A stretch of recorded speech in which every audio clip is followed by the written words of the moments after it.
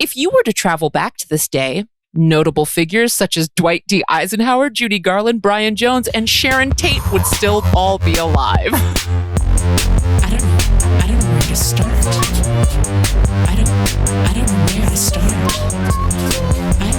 I don't know where to start the track. I don't know where to start your track.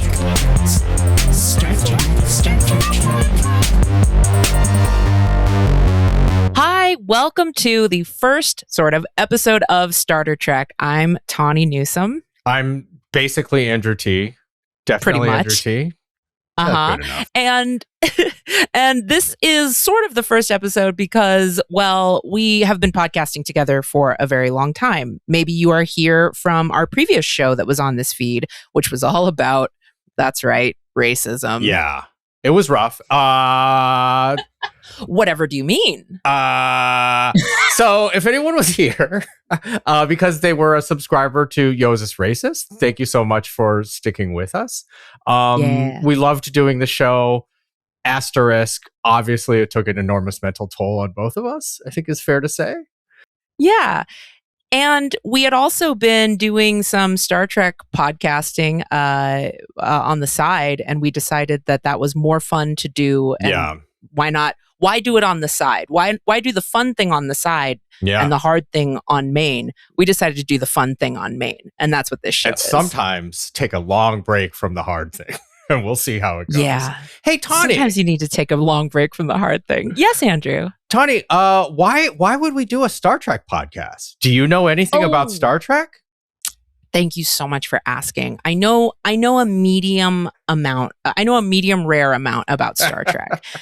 And it may seem like, so I'm Tawny Newsome. I'm the voice of Beckett Mariner on Lower Decks. I also was a writer for a season of Starfleet Academy. And I do a lot of Star Trek things. I used to host the Pod Directive, the official Star Trek podcast, and it was super fun doing that. When I say I know a medium rare amount, it's because I spend a good chunk of my life at conventions and out amongst our wonderful fans, where I discover that as a lay person, I know a medium amount. As a Star Trek person, it's like I know nothing. Everyone is a genius, and they're all a walking encyclopedia. I would argue for a lay person, you know a ton, and for a Star Trek fan, you know whatever you said. Okay, amount. I'll take it. I lost faith in saying something. But also, I'm a person who has watched a ton of... I'm the person for whom syndication worked. I was a stoned teenager, and I would just, if TNG or Deep Space Nine was on, I would watch it in some capacity. So I don't know, quote unquote, anything about Star Trek, but I basically, every episode we do, I have I've seen that guy before. Or I've seen that thing before. You do have a lot of those things. You did kind of think that the entire cast of Voyager was the cast of Deep Space Nine because you just conflated those two entire series. But that's okay. We're setting you straight. So the format for this show, we're kind of doing these Star Trek episode sampler platters. And the reason for that is because folks ask me a lot. Folks who aren't into Trek will be like, oh, you know a lot about Trek, or you work over there. It's really daunting to get into it. What series should I start with? And I find that question hard because a lot of the pilots are bad, first of all. And second of all, everybody watches TV so differently now. So what I kind of like to do is, based on what I know about the person, sort of make little sampler platters and tell them watch this, and then see which crew you gel with, and then maybe dive into that whole series. And that's worked out for a few friends. The people it didn't work out for, they just didn't tell me. So they kept that to themselves, which is great. So that's what we're doing here. We're bouncing through all the legacy series in these little 5-episode starter packs. So we're going TOS, TNG, Deep Space Nine, Voyager, and we got to have Enterprise in there. So this first batch of them, I kind of was going to give them a name. I think I'm calling them the Trek Has Always Been This Way episodes. Yes, and that's inspired from a conversation we had in some of our, I guess many at this point, premium shows available on suboptimalpods.com. It was me kind of slowly realizing the amount of social justice, the amount of sci-fi sort of concepts that were originated on Star Trek in a way that I did not understand at all. I guess I could safely say I came at this show like, this is probably not going to start me at the best place with the audience, but I kind of loosely came at it with the like, I don't know, it's basically the same as Star Wars. And I understand that I'm wrong. What an insane take. No, but I was just like, space sci-fi is all sort of the same thing to me, having not really thought about it at all. I understand. Is what I mean. And so that's why basically this is a collection of episodes that to me, every time I'm surprised by something, Tawny has always just been like, no. Trek has always been like this. Baked in, brother. Yeah. It's baked in. So that's what I'm like excited to jump off on, is like watching these episodes and just seeing like, oh, it is truly always like this. I think loosely, just from the amount of Star Trek we've done, the amount of Shakespeare or like floppy hats is like. There's a lot of costumes. Yeah, that's for sure. Well, before we get into talking too deeply into Trek, we have to introduce our new friend, our new team member.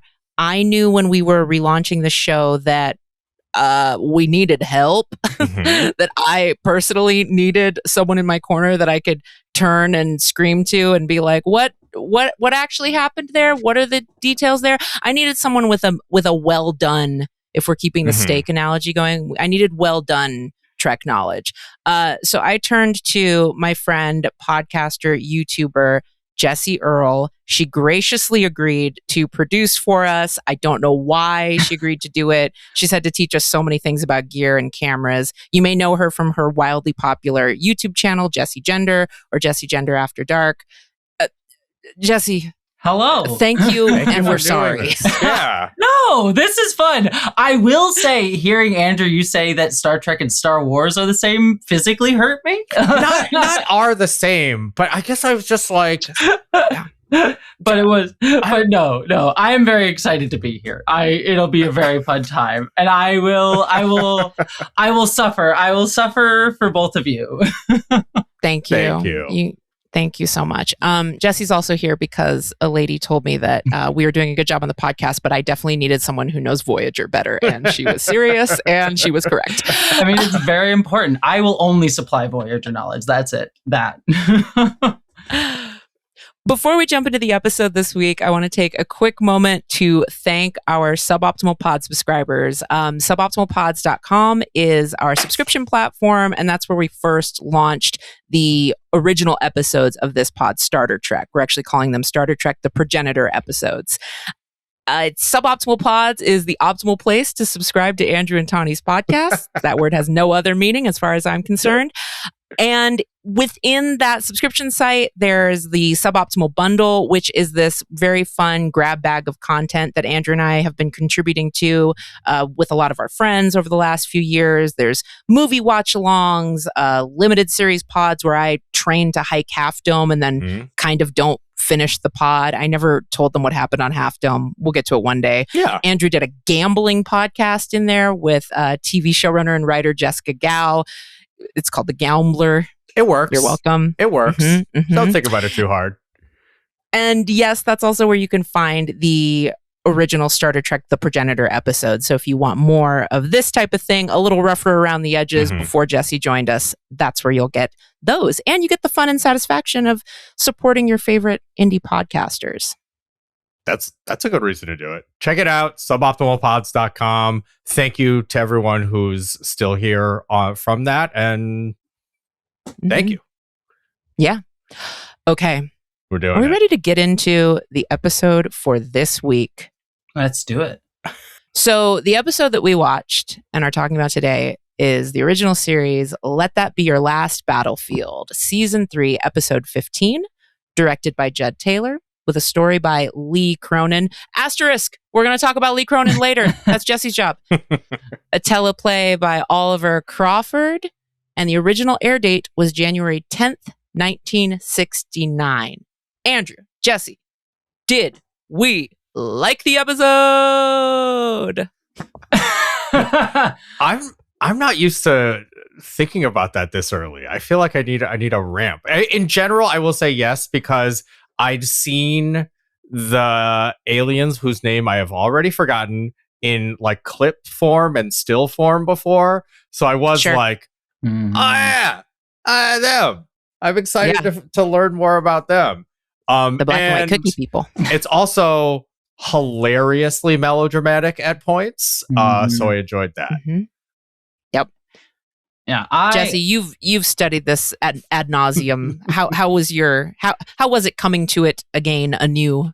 I find this episode so fascinating because it is the one that people point to as like, oh, Star Trek was always woke. Like, look, they did a racism episode in the 1960s, and I think it holds up decently well. There are things that I'll talk about later when we get to my little section that I think kind of speak to the times of the episode in interesting ways. But I do think it's a very illuminating and actually surprisingly thoughtful episode on a few different segments, and then surprisingly not in other ways too. So yeah. Plus, also I love just seeing the guys just wearing complete like gray onesies. Essentially, like you just see the seams on their pants. What's not to love about it? You know, bejeweled neck, gray onesie, complete with gray Chelsea boot and even gray glove. Yes, beautiful. Just a beautiful monochromatic man. I guess their outfits are monochrome because their faces aren't. That's right. Yeah. Is that the vibe? Yeah. Actually, the original pitch from the director, so this is me already starting, was that it would be instead of being vertical half black, half white, it was going to be top and bottom half black, half white. And hamburger, not hot dog. Yes. Whoa. And then their shirts would be the opposite of each other. So they would have like white shirts and then black shirts, which is I don't know. I feel like that might have worked better. I'm not sure. It might have, but it might have tipped the turn. Yeah. I do remember, just not to spoil it, but hopefully you all have seen this 300-year-old episode by now. I do remember when the turn comes when he says, no, we're not the same. Homeboy's black on the right side. I'm black on the white side. I remember going, wow, they really got me. I was thinking too far ahead of it, but I thought something much weirder was maybe going to happen, I will say. I can't wait to hear what that's going to be. I can't wait to hear what you thought might be going on. All right. Before we, I feel like we need to tell people a little bit about what January 10th, 1969 was like. Oh, yeah. You know? Right? That was a frequent question. I feel like most of the time when we're watching older TV, the thing that I can relate to, this is probably more of a TNG DS9 thing, but also the original series, which is just like, what else was happening in pop culture or in culture in general around when these came out? And that really helps me as a contemporary bozo understand what's happening. Contemporary bozo, that's your you did that alt folk album in 2012, right? It was good. No one listened. It was really good. No, they can't. That would have made you a sellout. That's true. Well, to tell you a little bit about January 10th, 1969, I'm going to read from a website called bestofdate.com that I think actually wasn't AI generated, only because the writing is so charmingly kind of bad and juvenile. Sorry to anyone who wrote it. It just feels a little, I think somebody just threw it together. I think they were probably in a rush. This is not indicative of your skills and abilities. Here we go. Let's take a stroll down memory lane. It is Friday, January 10th, 1969. Anyone born today will have the star sign Capricorn. Anyone will. That's just facts.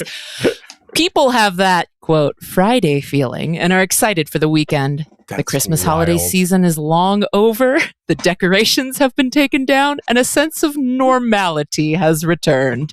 In America, the song I Heard It Through the Grapevine by Marvin Gaye is the top of the single charts, while Lily the Pink by Scaffold is the number one song in the UK. Lyndon Baines Johnson is the president of the United States, and the movie Candy is at the top of the box office. Okay, I don't care about the Prime Minister. There's of the a lot UK. of British shit. This is British shit. I think this is a British website. A hippie subculture has emerged. There's frayed bell-bottom jeans, Jesus sandals, crushed velvet suits, and bright tie-dye t-shirts. It's 1969, so radio stations are playing hit songs like from artists such as the Beatles, the Stones, Zager and Evans. Excuse me. This list kind of falls off, I gotta say. The Fifth Dimension. I've never heard of these people. And Elvis Presley. Well, Elvis is after the Fifth Dimension, apparently. Oh, I know. This is why this list maybe is AI generated, just because there's a little bit of what are you talking about in the middle. A little bit, but it just feels like a kooky person wrote it. Yeah. Like it doesn't quite feel like the rounded edges of personality-free AI. It kind of feels like someone with a little too much sauce. Okay, wrapping it up. This is my favorite line. If you were to travel back to this day, notable figures such as Dwight D. Eisenhower, Judy Garland, Brian Jones, and Sharon Tate would still all be alive. What a sentence to just blast past. I love that. If you were to travel back, here's who would be alive. Like, assuming you might run into them? Don't unpack that.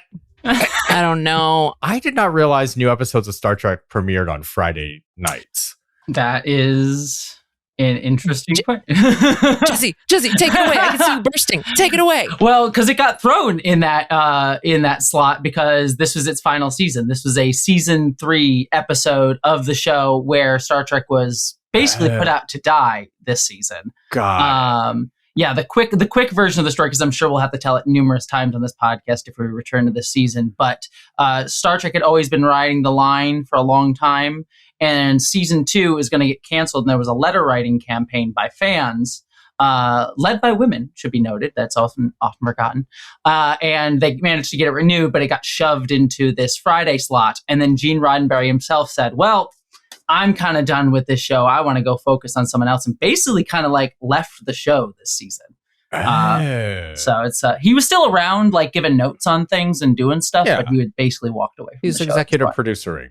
Yeah, so I got the Friday night death slot. So interesting. Oh, Well, that's you're fucked if you missed this episode when it came out. This is amazing shit. I have to say, just as far as like what you could watch for like free on TV, it's pretty amazing.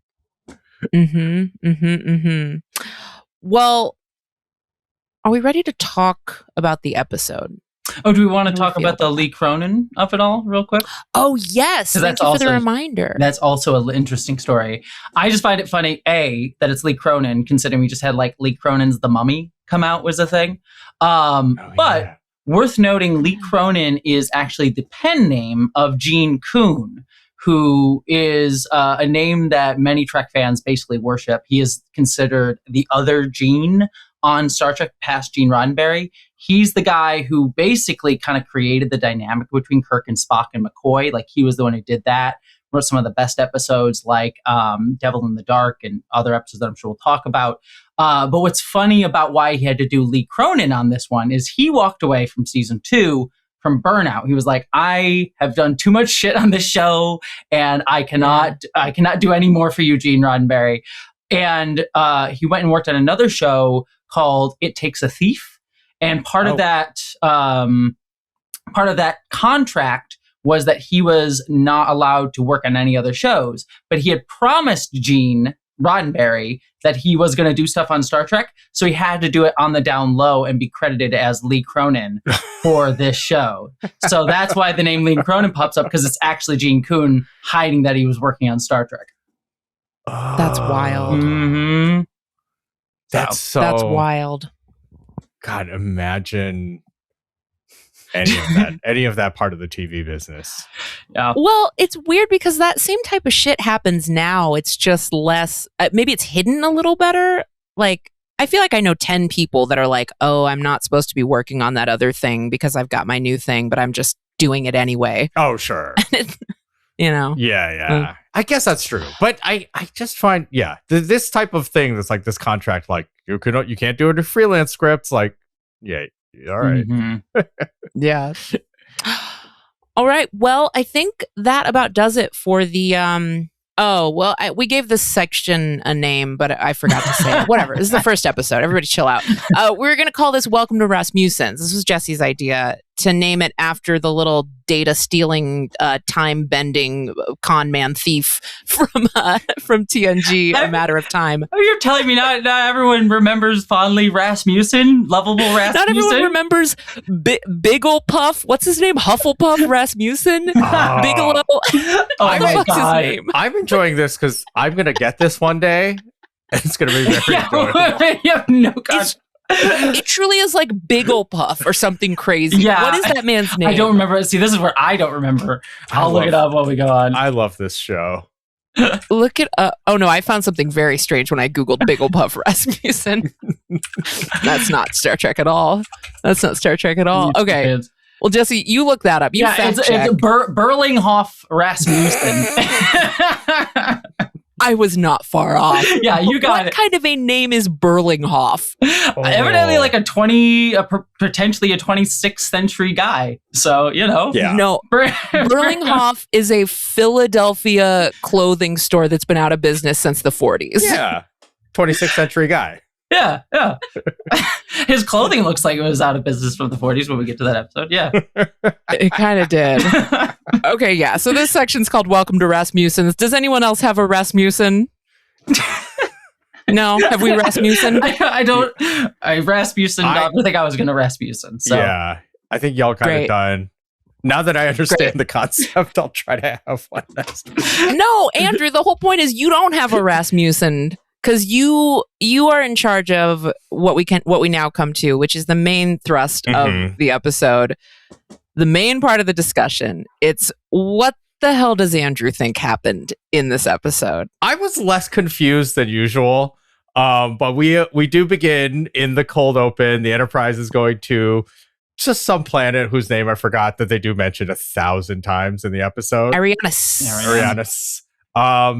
I will say the one thing that jumped out at me as someone who's trying to get on board and understand Trek, they mentioned commercial lanes, which immediately hit my ear wrong, I guess, because I'm like, why does the Federation have commercial lanes, I suppose? But then it's like, here's my shot in the dark, is that wasn't the sort of socialist utopia they were at quite yet in 69. That's my guess. More importantly, though, we're near a planet. They see a mysterious ship. It's a stolen Starfleet shuttlecraft. There's one humanoid on board. They get the ship in the docking bay, which is another thing that Andrew is impressed by every time. Because I think of Star Trek as teleporting only. So anytime a ship physically lands, it blows my mind in Star Trek. I love it. I love the effect. I love seeing the old school shuttles land because they kind of just like careen in and like it looks like there's just somebody holding it and setting it down, which is not far off from what they were doing with the models. I get tickled every time a ship lands and we see it. But Kirk and some folks, I didn't write it down, go down to the shuttle bay and it's a guy in blackface and whiteface. Okay, the blackface and whiteface thing I do want to call out because this is one of those episodes where every time I just think it's really funny to imagine Uhura and every person of color on the bridge, like anytime one of these homeboys is turned with like blackface only facing them, they're like, man, what the fuck? And then they turn to whiteface only and everyone's like, oh, okay, that's all right. Yeah, it's a thing.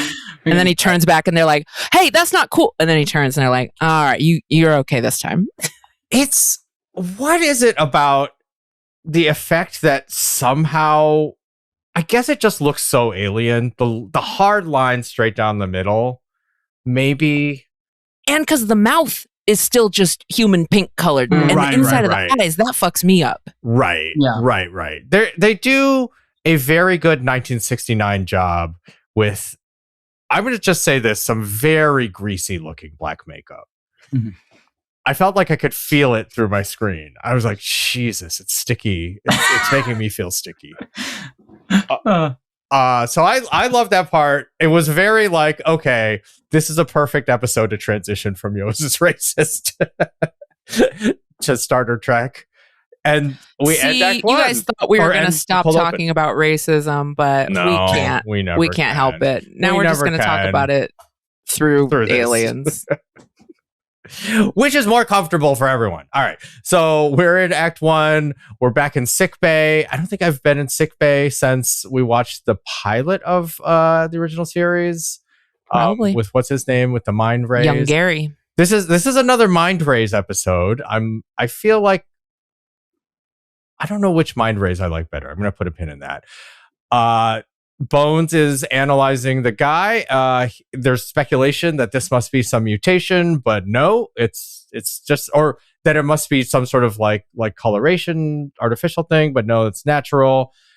We take a little aside for Spock to talk shit about human medicine. And for Bones to throw back one of his racist "y'all got green blood" lines too. It's so weird to me. I never think about that stuff. Like, I feel like there's more sniping in the original series at each other than there are in subsequent treks. Is that accurate? Like, I feel like what do you think? They just talk more shit about alien or other planets, I guess. I don't know. I guess it's less overtly racist. Like, there's no one being like, screw this guy over here for his green blood. I think in like future Star Trek. Like, but like Garrick and Bashir kind of get that way. They have that same sniping. Yeah. That's true. Yeah. My boyfriend has started, because I've been introducing him to Deep Space Nine. He has started calling Cardassians Cardies like Miles does, and I'm like, hey, I don't think that's kind of a slur. Can you use that? Yeah. No, I don't think we're supposed to use that. As long as he doesn't get to spoon, as long as he doesn't get to spoonhead, then I think it's okay. Yeah. It's tough. All right. Let's see. Okay, blasting past, the guy wakes up. He's basically there. Kirk is interested, I would argue maybe slightly too much, about the fact that this guy was in a stolen Federation shuttlecraft. So what I wrote down is Kirk is way too worried about the stolen car, man. You have a brand new alien that you've never encountered before, and you kind of like keep bringing up the car. I'm going to call it a car for the rest of the episode. I'm so sorry. It's kind of a car. But I agree with that. There is a little too much like broken windows theory, Law and Order version of Kirk going on here. Yeah. We learned that the guy's name is Lokai. He's from very far away is all I wrote down. And then I just wrote, Kirk continues to talk shit. And eventually Lokai is like, I'm not going to talk. And kind of does like a pouty, like drops his head back down on the sickbay bed, which I found very charming. It was very like childlike in a good way. I really like that. Another alien ship shows up. Kirk goes to the bridge. They don't see anything on the screen. We have as the ship is basically charging them, Kirk calls a red alert. And this is, I think, my favorite moment of the episode. It happens twice, where we do, in my opinion, I don't know enough about filmmaking in this regard, but to me, it's the laugh-in, zoom in and out quick. It is very laughing. We just need Spock like it's just like red alert, wah wah wah. So I get that it's the 60s, but I love it. I also love that people are kind of just walking briskly after that shot. Yep. I would argue walking languidly. Another runner that we have on this show has been my constant surprise about how everyone in Starfleet is like 200% too chill about every ridiculous situation. And this is to me the iconic version, because we are on red alert because a starship is heading towards the starship you are on, and there's 4 people just calmly walking in the hallway. But it really is such a hallmark of Trek, to the point where when you see I'll just say like reenactments or things that are like where they'll hire actors sometimes to do like Trek scenes or whatever, the natural inclination that I notice from a lot of actors is they'll start to display panic, and they'll start to be like, red alert, and we have to, and they up the urgency because that's what you do in a normal setting or like in other franchises. That's how you react. But in Trek, it really is just this very even in the end of this episode when Kirk's basically like, I'll blow this whole motherfucker out of the sky. Start the countdown. And everyone just sits there with their legs crossed like, We're all about to die. It's fine. Yeah. All about to die. We'll see. Let's see what happens. Everyone's hyper chill. I guess that is sort of like rational for outer space because it is also like, if you're in the hallway, there's nothing you can do about whether or not you're going to die. Like in the next 10 minutes or next 10 seconds. Like either the captain and the bridge crew got it or they don't, but there is literally nothing you can do about it. So why panic? You just wrote like half the pitch document for Lower Decks without realizing it. Just it's someone else's problem, baby. We're just sitting there trying to repair a fucking shuttle. Yeah. And all of a sudden there's a red alert and a self-destruct countdown. And you're like, well, hope they got it. Yeah. Hope they got this. Yeah. Right. Because what else can you do about it? I assume that was maybe, though, just because it was B-roll. Like, I do conversely also assume the filmmakers at the time would have shot them more panicked and running around. But it's also true? I thought that too. There was a part of me that was like, it must be, but then I double checked. You can see the red alert going off in the background in that shot. So I'm like, no, this was expressly, unless they like did like a, like, and that would be a very big special effect back then where they would just have to like place it on top of, like do a half screen, which like today is a 2-second editing thing, but back then would have been a pain in the ass. Yeah. So no, this was an intentionally filmed, like, this is what the red alert is. Yeah. Everyone just slightly walk towards your station. Don't trip. If you trip and fall, if you twist your ankle during the red alert, that's the real problem. Mm-hmm. But wild. So I'd written down, this is me. So basically I just take notes in real time and they're abridged for brevity and pace, but I'm basically just telling you what I perceived. So I wrote down, cuts a shot of people just walking in the hallway, I guess. And then the next thing I write is, okay, I guess they're right, because the other ship just disintegrates before impact. So they knew something that I didn't know, that's for sure. But not before depositing an, quote, alien presence who just shows up on the bridge. And we get, in my opinion, like an amazing just sort of reveal of another black and white guy. When is it that someone's like, I assume Spock was it? Like, is like there's an alien presence on the bridge, and it just sort of like we reverse to just ta-da. It's him. Yeah.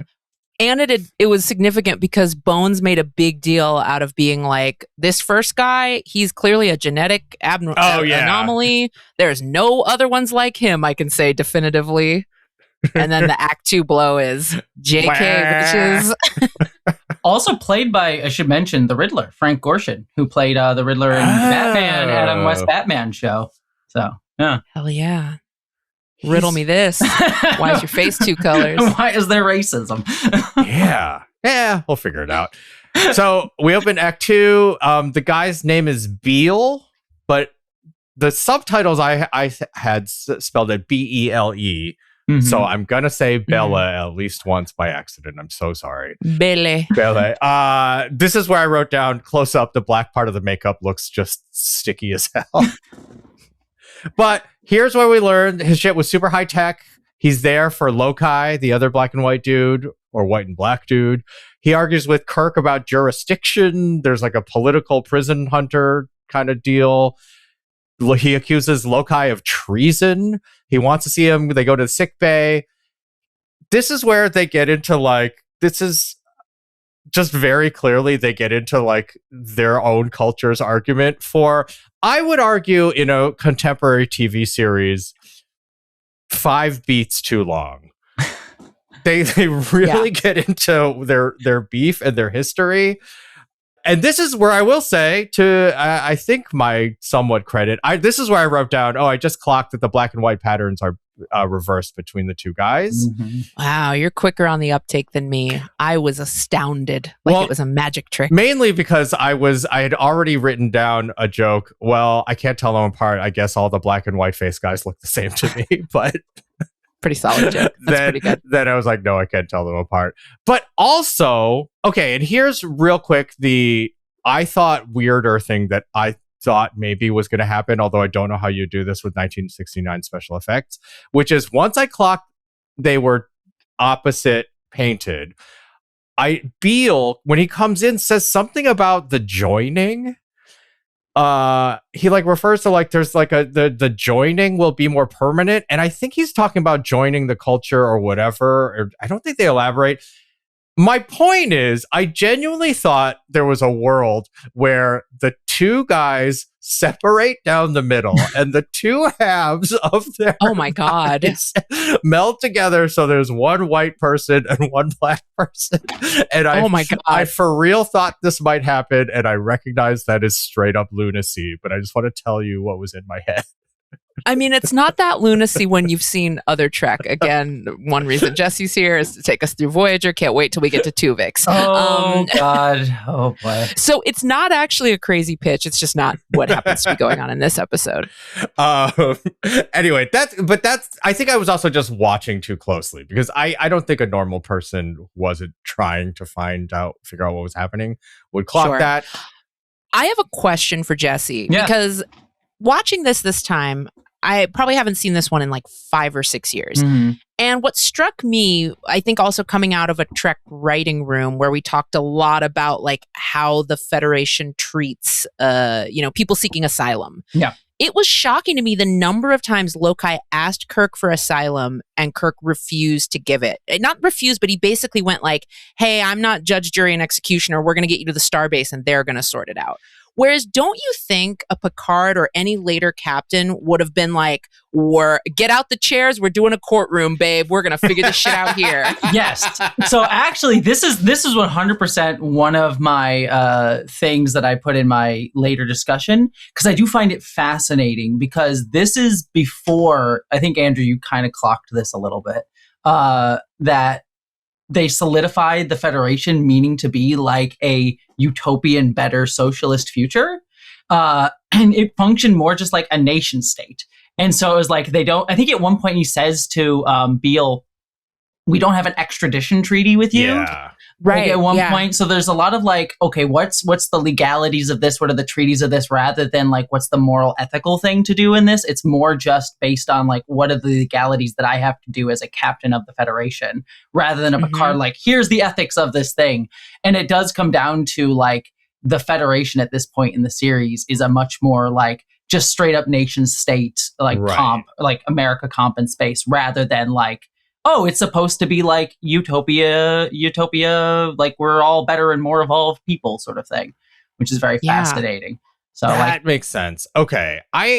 Because there is a lot of, so the two things I wrote down in the rest of this conversation are, as the two guys are going through their history, it isn't until Beale tries to take a swing at Lokai that I realized that a series regular hasn't spoken for like 2.5 minutes. The guys are just arguing with each other for an amount of time that would not be permitted in contemporary television. Mm-hmm. Like, it was a light week for the top of the call sheet. Yeah, just like you cannot have Kirk stand around for that long. You can't have William Shatner on set for that long and not have him like, bring in value to the series. It was just, that was kind of wild to me. I also like how even at this point, Kirk just can't let the stolen car go. He brings it up again. No. There's a lot of talk about private property. With. Yeah, a lot of talk about private property. Yeah. There's like, we've heard that like Lokai was maybe a slave. There's an indentured servant thing kind of implied here. There's like political asylum. Dog, the shuttle is so far in the past. I just like how he's latched onto it. He's like, Kirk just wants his fucking car back. But he basically is like, okay, whatever. It's not Starfleet's deal. I can't take you home, but we're going to do the mission. Then I'll turn you over to essentially the cops. He sends Beale out, and then he kind of talks shit to Lokai again about how much trouble he's in. Chekhov the calls, the navigation's all fucked. The Scotty's having trouble with the power. And when that doesn't fix the navigation, we get to my second favorite, which is my first favorite moment, is another red alert zoom. Wow, wah, wah, wah. The guard leaves sickbay and Loki just escapes. And this is where we get another mind beams element. Beale comes on the bridge and is like, I hijacked the ship with my brain. Yeah, and no explanation how. Just a real gem, a real artifact of Trek in these early TOS episodes where they're just like, so the aliens magic and they can do crazy shit. We're not going to investigate it. Can I also now make a thing? I wrote this down later, but I think it maybe applies here, which is I do think it's a kind of a shame, and now I'm just pitching on a 60-year-old show, but it's kind of a shame that this isn't the Enterprise caught between two semi-omnipotent beings who hate each other. Like I'm now because I just kind of wish that it's like, oh, why doesn't Loki have magic powers, and why isn't it them like, I'm turning the ship left, no, I'm turning the ship right, like just like a psychic off, which I don't know. Sorry. No, that's, I mean, I'd also notice, but that does also happen in Trek. I feel like I say that too much, so I was letting Jessie take this one. It's like that does happen, yes. Yeah, that's what you're pitching on. And already at this point in Trek has happened numerous times. Yeah. Okay. Yeah, that's also the problem with watching shit out of order. Yeah, I'm about it. I just like the idea of collateral damage between two weird lunatics. I think so. Sure. Let's see. The guys get into a huge, very melodramatic scene, yelling at each other. More history. More just like, you guys got to just handle this behind closed doors, I think. But Kirk has security shoot them, and we get a 60s force field. He's a little telekinetic, and this is where Kirk is like, all right, well, fuck you. I'm going to blow up the Enterprise. And this is where we get our second, everyone is too chill about this. Yeah, I love it. And just the very long self-destruct sequence. We got to see it go through all the phases. I do kind of like it, though. It's sort of relaxing. I love how the codes are like, I think Kirk's code is like 0001 self-destruct. And like that was the code. Yeah. It's like left his default password on. 001 self-destruct 0. And then the one to stop it is like 123 just kidding 4. Yeah. Exactly. Yeah. It's just like just the default password stuff for everybody. I love it. I also really liked the computer in this is sort of like a Simon. Like it's just a board with lights that talks in the Lost in Space robot voice. It's very, very basic. I really like it. It's very charming. I do. I love the little lights too. They're so cute. Whenever people like build those and, you know, bring them to cons or wear them as part of their costume, because I have seen someone dress up as just a TOS console. Oh! It's very charming. It's really cute. I always wanted to eat the buttons as a kid, the little like jeweled buttons. Oh my God. They look like hard candy. They do. Yeah. I was thinking they looked a little bit like a little gummy. Yeah. Either way, it's like they're just delicious. I just want to know what I just want to lick the console. I'm so sorry. I think one day you'll get that chance. Yeah, one day. I'm glad this is how I'm starting off being on this podcast. I want to lick the console. Yeah, Jessie, hey, everybody, let's take a moment to really just clip that out, make it a little soundbite. Jessie wants to lick the console. Yeah. Don't kink shame me. It's fine. Yeah. I would never. I almost wouldn't see it as like not kink, I guess, but there's a little like it just looks good. Yeah. I just want to know. You could see like a Neelix sort of fellow just being like, I gotta try. I just gotta. Now, when you think kink, why you think Neelix? No. Why you go to Neelix? I'm just saying it looks like, it legit looks like food. I just now I'm imagining Neelix like licking all over the console, and it's disturbing. It's a disturbing image. Yeah. So the console buttons, the Tide Pods of the, I don't even know which century we're in. Well, I shouldn't say. Oh, okay, good. You can say. Do you want me to say? Well, because, okay, this is again me being technically in this point in the show, they have not said what century it is. It's not established until I think Star Trek II, The Wrath of Khan, where they have an opener saying in the 23rd century. That's when we officially set like Star Trek in the 23rd century. And then the rest are in like 24th, 25th, depending on where you want to go. So. But then we now know through expanding the canon, we've given all of these star dates and dates and years that correspond to other stuff that's going on. So yeah, it's common to be like, oh yeah, TOS is in the 2260s. But at the time people were watching it, they didn't have those numbers in their heads. Yeah. So basically, just for reference, TOS is always in the 23rd century for the most part. If you see Kirk, you're generally in the 23rd. So. We all have that mnemonic. I just didn't know what it meant. All right. Say it with me. If you see Kirk, we're generally in the 23rd. But they didn't establish that until the Wrath of Khan. Flows. So the computer starts counting down. We had Act 2. Act 3, my first note is everyone is way too chill. It keeps on cutting back and forth between just everyone on the bridge. And it's just like, can I just get a little something, please? Like, he is threatening to blow up the ship. And it's not like he's like, everyone evacuate, you can't have the ship. He's just like, we're blowing this shit up. Beale backs down, sorta, but the ship is flying in a circle. He finally lets go. Kirk gives him a lecture about the values of the Federation and how there's no need for hijacking a ship.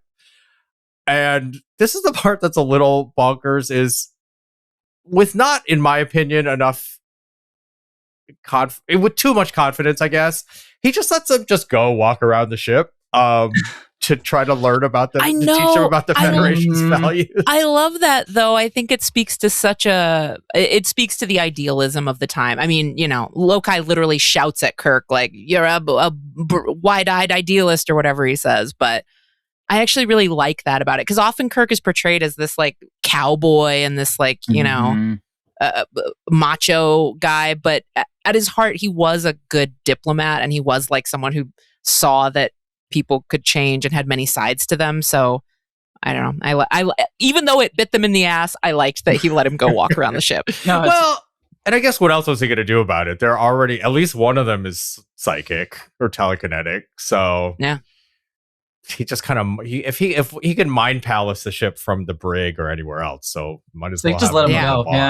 Yeah, might as well let him have a whiskey. Yeah.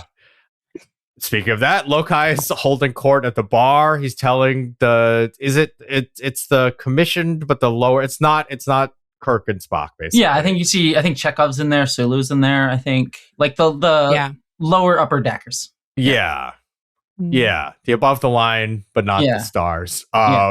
He's talking about the oppression on his home planet, whose name I've already forgotten.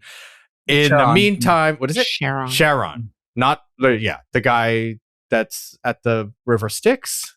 Yeah, not. Yeah. They actually are named after fire deities, so I wouldn't be surprised if that, like both Beale and Lokai are fire deity names. Makes sense. Yeah.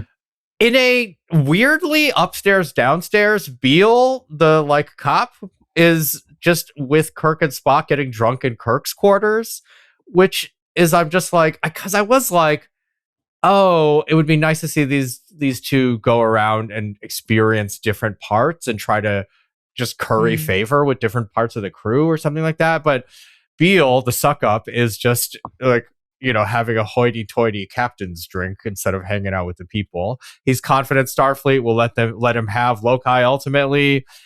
They get a space telegram, and Uhura reads it out loud, which is a little... I mean, it's at Kirk's orders, but it's a little like, you don't want to just skim it before having her just read it out? It's fine. That happens all the time. I love it. It's like, just read out this private thing that's going to change the course of everything we're doing here. Got it. No, I was just going to say, it reminds me of something I wanted to point out. Like, Kirk at one point in this episode, I think, gives his captain's log. We see him, like, giving it on his chair.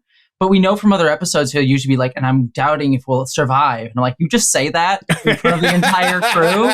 Like, just sitting here, she's like, I wonder if we'll all live today. I'm having my doubts about whether I can do this correctly. And then everyone's just listening in, just trying to ignore it, block it out. The logs are such a wild concept to me. That and the communicators. I'm just like, I don't know. I just think sometimes you need to say something a little more privately. Just stay on the bridge, you know. That's just me. Let's see. Beale's request to take Loki prisoner is denied. And this is where, just like any drunk guy talking at the captain's quarters, he starts getting into some real race science and starts ranting about how Loki is an inferior breed. And we get out that in his mind, the black-white is not equivalent to white-black. This is where I just wrote down, yada, yada. They keep debating race science with this lunatic as we go to the bridge. So I think this is the moment where, and yes, it's incredibly heavy-handed by today's standards, by the 60s standards. Trust me, people were writing into their local newspaper just as mad back then. This episode almost didn't get made because of this theme. And I think because it almost didn't get made, I read that the writers were very adamant that they were like, we are not going to mince any words. We are going to be very blatant and really hit you over the head with it. Because think about it, it's 1969. Yeah. Like this is a real moment in time where this, entirely white writer's room is really trying to say with their full chest how idiotic oppression is, how nonsensical it is, by literally painting two people that to the rest of us look identical, and then they're able to come up with this arbitrary reason why they're actually very different and they hate each other. So it's like the most overtly allegorical, heavy-handed way to do it. But I do respect the balls, especially in such a fraught political time in the nation, to just go, this is what the fuck we're saying. Well, but also, listen, not to bring this back for all the Yo's racist heads out there, but that's like a perpetual problem. That was a perpetual problem on Yo's Racist, which is like, it is actually so hard / I would argue impossible to actually give the right level of like race allegory, because the people who get it are going to find it unbelievably pedantic and boring. And the people who need to hear it is a shockingly larger percentage of the population than you ever want to think. Yeah. They need a frying pan to the head with the story and what it means and why. Yeah. And those of us with any sort of sense of media literacy around race or representation are going, ugh, why is this so heavy-handed? And so it's like, because there's two Americas. That's why. Yeah, at least. I don't know what either of you are talking about. This is just an episode about weird aliens. I think you're reading too much into it. Yes, thank you. That's right, Jesse, I forgot. You famously, all of your sci-fi is completely apolitical, right? I like my science fiction apolitical. I just like it when, Captain Kirk shoots at another ship for no reason whatsoever. No politics involved. Copy that. Yeah. Copy that. Okay, good. Well, I'm glad we're getting where we stand. I just want to let that out in the first episode here. I just know where I stand on this. Let's see. As we continue, weirdly, there is still a B story happening, which is they were still supposed to be decontaminating the planet Arianis. So Scotty's in charge on the bridge, and they're just like fumigating a planet, essentially. They're like running the clean program on your oven. That's always so scary and intimidating to me. Like, when am I supposed to do it? Is it going to burn down my house? Am I supposed to put a cleaning solution in there or not? That's terrifying. So they're just like, we got to do the oven. Yeah. We still got to do that, even though we have this insane civil war happening on our bridge.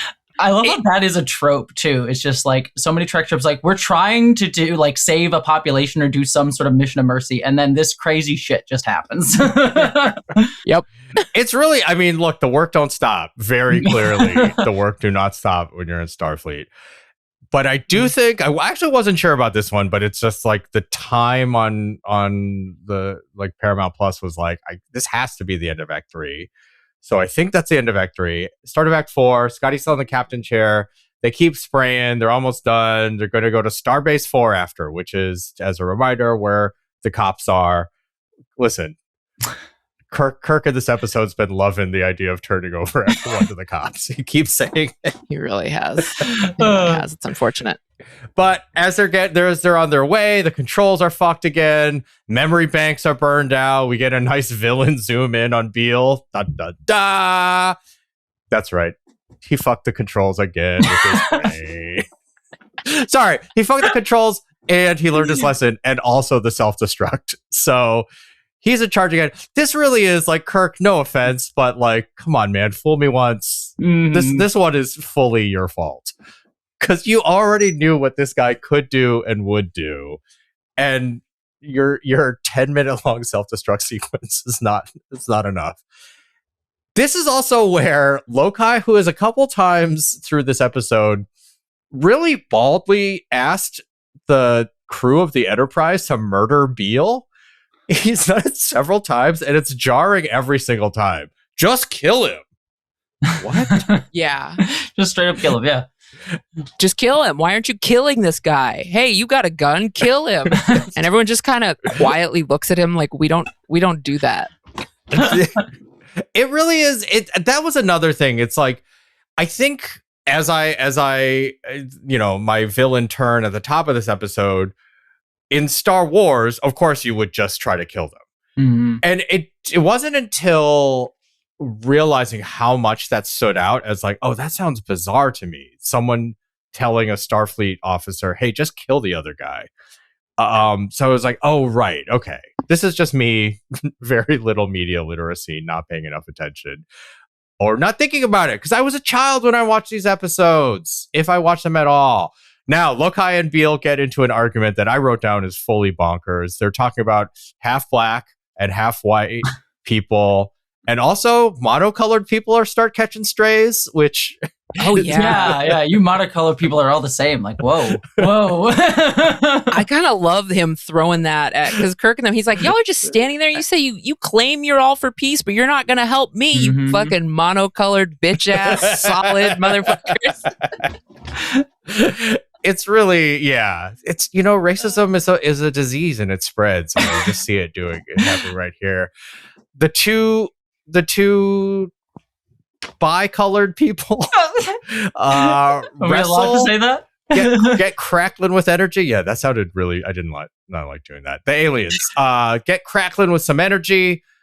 Kirk calms them down and asks for the control back, which just kind of works. And this is where I was like, wait a minute, I want Lokai to be able to control ship stuff.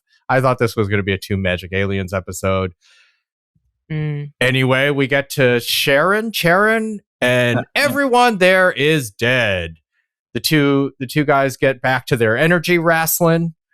Kirk tries to get them to stop fighting, but they're just not gonna. And this is where we cut to an amazing extended chase sequence where I love it so much. They're just kind of busting out, chasing each other. Well, I guess Beale is chasing Lokai through the Enterprise, and in exquisite cost saving, we basically just get two sequences of them running through two different sets, and then the rest of it is narrated by Spock watching through like CCTV essentially. Yeah. Again, another very common thing, even up to like 90s Trek, is a very common thing to do, is just sort of like have one person glued to a screen radioing in the battle or the chase or the disintegration of an alien creature, like whatever they couldn't afford to show on screen. It's 100% fair game in Trek, and it's some of my favorite moments of Trek to have like a tense narration of what's going. I don't know how they got away with it, but they do all the time. Two things to note is like with that, like the reason the Beale ship is invisible at the top of the episode was also a cost-cutting measures. Like we don't have money to show it. Yeah. Sure. And then the second thing too with this chase sequence, if you look for a hot second, I believe it's Beale. If you look in his hand, he's holding a rope. And that's because he had to stay the exact right distance away from the camera to keep in focus. So they gave him a rope to like keep taut as he ran. And you're not supposed to see it, but you can see it for like a single second of like him holding a rope in frame to like awkwardly slowly run as he does in front of the camera. Oh, that's so cool. I love those old school TV movie making tricks. That's very cool. This is sort of analogous to what's the episode with the spooky castle and the humongous cat?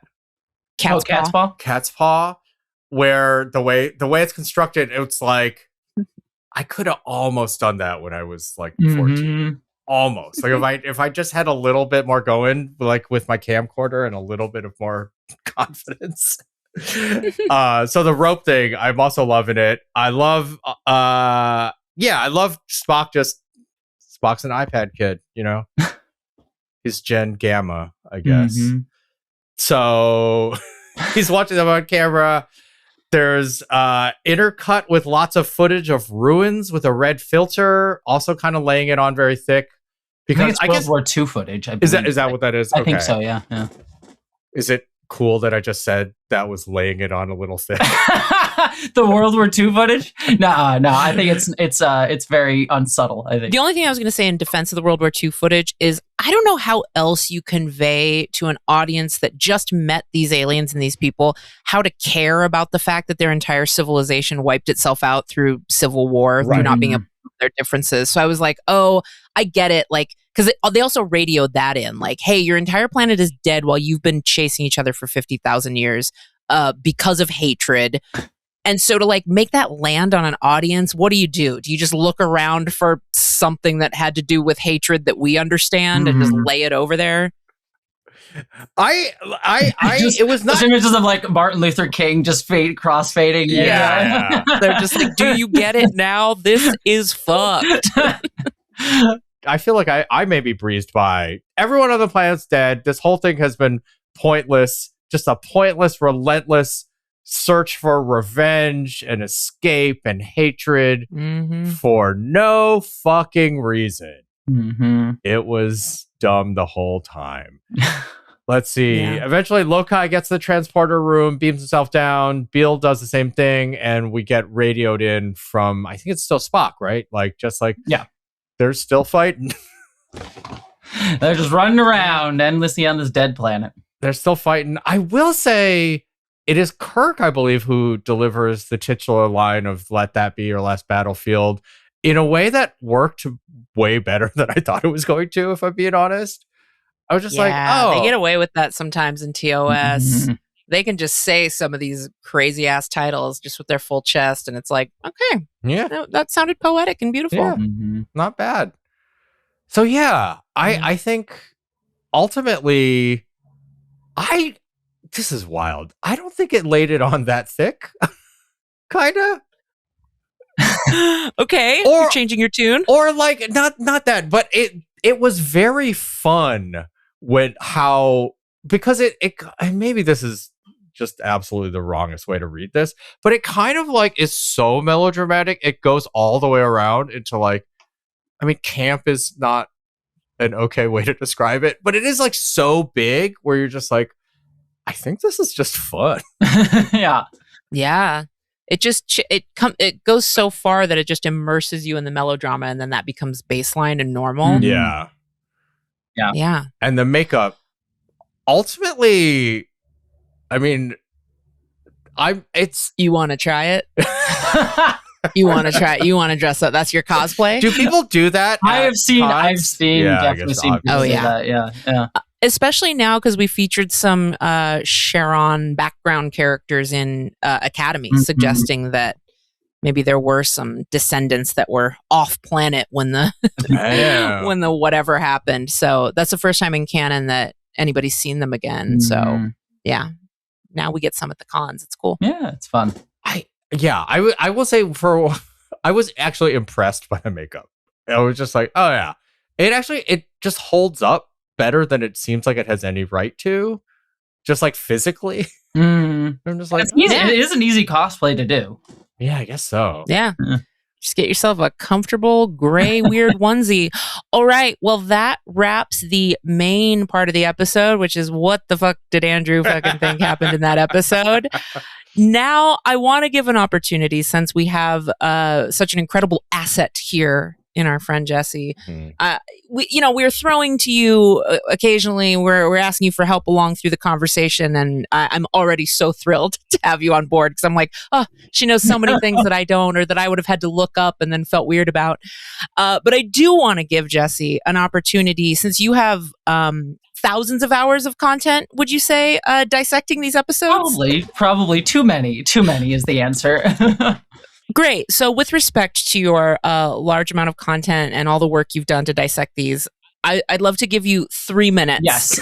to I will deliver Jessie's log supplemental for this episode. So my big thing with this episode that I always find fascinating is it does always get cited as like the Star Trek was always woke episode, because it kind of ties into how we like racism is obviously still a big problem today as compared to like the Cold War allegories that Trek did all the time. Yeah, racism still a thing. But I think the episode does like a generally pretty good job of it, but there's two things that always sort of interest me about the episode, which is one, that it kind of frames both Beale and Lokai as kind of equally culpable in racism. Like, we know that Lokai is clearly like the oppressed class, and he's like a leader of his own revolutionary movement, it's implied to be. And yet, like, Scotty at one point calls them both disgusting, and like Kirk at one point says, "You're two of a kind, and you both need to stop." So like, there's this constant implication that like they're both culpable, and I'm like, I don't know. Yeah, I think one is particularly worse than the other. Like, Lokai can be seemingly kind of an asshole and be a little bit like, "Hey, just murder this dude," but I feel like systemically there's a larger problem here. And then the other one too is, and this is kind of a little bit different, where it's like the fact that like, oh, I think a lot of people's takeaway for this episode is, oh yeah, look how silly and ridiculous, half black, half white, and like they're just fighting over something so meaningless. And that's true, but it kind of glosses over like the fact that there are like pseudoscientific reasons for like racism. Like it wasn't like, oh, black people existed and then like racism happened. It was like, no, we did imperialism and justified it through creating this racism, which the episode kind of touches upon, but people don't always take that away. It's sort of like the I don't care if you're black, white, purple, or polka dot. Yeah, version. exactly. We're like, well. Yeah, it's like, I don't see color. You could be half on whatever side you want. It's fine. But the thing I do like, and we kind of talked about this episode, is that like the respectability politics in that like Kirk is constantly like, this guy's a criminal, you stole, you took from me. Like Beale at one point is like, I have a right to use it for my need. I'm like, yeah, you go, you fight your oppressors and you take whatever the hell you need. And Kirk is like very like, no, you're a criminal. And like, he also called him loud at one point. Yeah, like, just like, I'm gonna arrest your vocal cords. You've been hollering a lot. I was like, ooh, this is coded. Yeah. And like Kirk, Andrew, you talked about it, but it's like Kirk only sits down with Beale. Like he has the drink with Beale, who is like the guy with authority. He like asks like, what authority do you have? Like, oh, I see. I'm treating you as a diplomat from your country. Whereas Lokai has never given any of that. And I do actually really like Lokai's scene where he's like trying to rabble rouse in the like area, because it is like he's trying to rabble rouse the lower deckers. Yeah, he's not trying to go with Captain Kirk and Spock, who he's like, they're gonna side with this asshole. I'm gonna try and get like these other people who may understand is like, you've been mistreated, right? You like live with oppression. They're like, well, we did back in the 20th century. It's not really a thing now, you know? So, which I thought was also so smart to have it be the guy playing a Russian and Sulu. Yes. Because I always forget how revolutionary, because I think I tend to think like, oh, white people were fine. But it was pretty remarkable to have a Russian person on the bridge in 1969. Right. So I thought that was a cool scene. Yeah. Oh, Jessie's log supplemental. Yeah. What an incredible first outing. Thank you so much. Yeah, let me just dive into racism on the first one. It's great. Listen, we need to, this is where we're easing people in. They wanted to hear way more horrible shit than this, so. Absolutely. Good. Well, if you enjoyed Jessie's log, you should really go explore her channel. She's got so many incredible videos on so many topics, and that's where you'll find her. I mean, is it just at Jessie Gender on YouTube? Jessie Gender. Oh, it's annoying. Jessie Gender 1, because they wouldn't let me have Jessie Gender, which is so weird. It was like, why? Who has that? I don't. Someone does. Someone does. So someone has Jessie Gender. So I'm Jessie Gender. Like my title, my YouTube channel is Jessie Gender. You'll find it, but like the URL is Jessie Gender 1. Oddly, so. Okay. Alas. Well, I'm not telling people to go bother Jessie Gender 0, Jessie Gender progenitor, but I do kind of. I want to know what they're up to. Yeah, I want to know. But yes, that's where you find me. All right. Well, before we go, we have one more quick thing to do, which is to rate this episode. Our rating scale is arbitrary, nonsensical, and doesn't hold up and will change week to week and feel crazy to everyone. So this week, how many little pieces of hard candy / gummy on the bridge console out of 5 do you give this episode, Andrew? I was going to pitch, I'll give it 4 rapid zooms in and out. Whoa. Okay, Jessie, how many rapid zooms or pieces of candy? I mean, I will lick 4 of those 5 buttons. I'll just lick all over this one. That 5th one, though, I'll leave. I'll leave for other people. I'll leave that one for Neelix, I guess. Yeah. Yeah. I could say, this is the scene for me, is Neelix just wanders in, breaks one off, and just tries to bite it. And it doesn't work. Yeah. And then quietly puts it in. Like half broken too. Like it doesn't really. And he doesn't say anything. No one ever talks about it. Maybe later on, someone's like, "Oh, that's weird. That one's broken." Mm-hmm.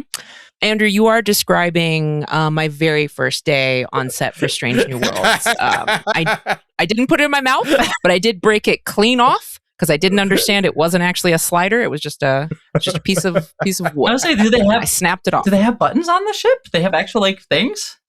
Yes, many of them are practical and depress and move and do that stuff, but the ones that aren't don't, because it's not a real ship someone needs to fly.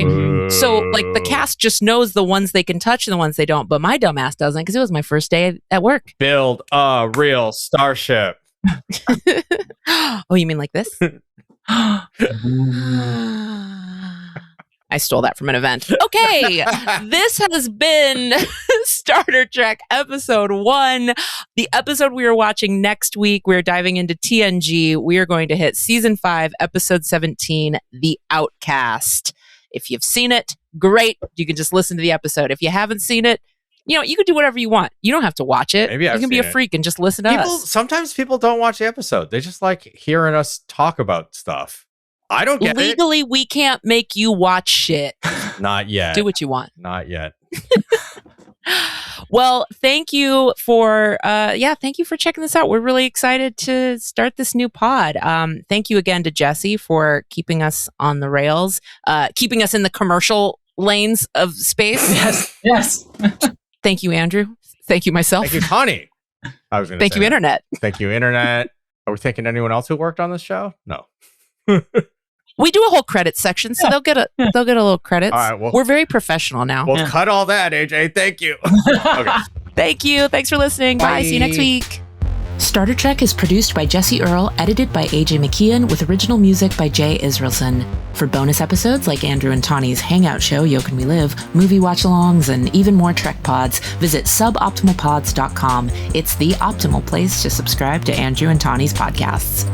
This podcast is a production of Fine Alpinist Ranch, an artist-run film and media studio building community in the desert. To learn more or become one of our ranch hands, visit finealpinistranch.com.